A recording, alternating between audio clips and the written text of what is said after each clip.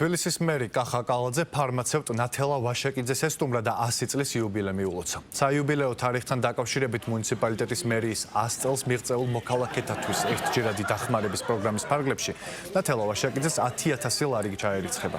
დედაქალაქის მერთან ერთად 100 წლის იუბილართან სტუმრად ჯანდაცვის და სოციალური მომსახურების საქალაქო სამსახურის უფროსი გელა ჩივიაშვილი, ჩუღურეთის რაიონის გამგებელი დავით მაკაცარია ასევე საკრებულოს და პარლამენტის წევრები იმყოფებოდნენ.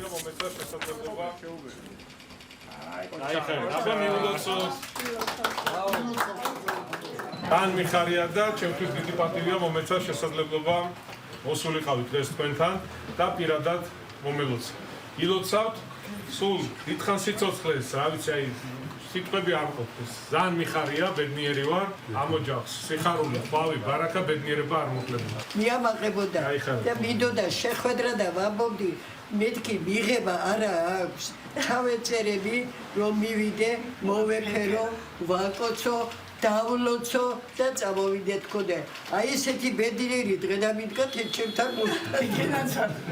თბილისის მერიას გააჩნია 100 წლის ადამიანების დახმარების პროგრამა, ფულადი დახმარება და 2025 წლის 1 იანვრიდან მოხდა ამ დახმარების გაათმაგება და 1000 ლარიდან გაიზარდა 10,000 ლარამდე. ჩვენ მიულოცეთ ქალბატონ ნათელას, რა თქმა უნდა, უსურვეთ ჯანმრთელობა და მას რამოდენიმე დღეში ჩაერიცხება აღნიშნული თანხა და მნიშვნელოვანი არის, რომ ასევე 2025 წლიდან გაგრძელდება ეს პროგრამა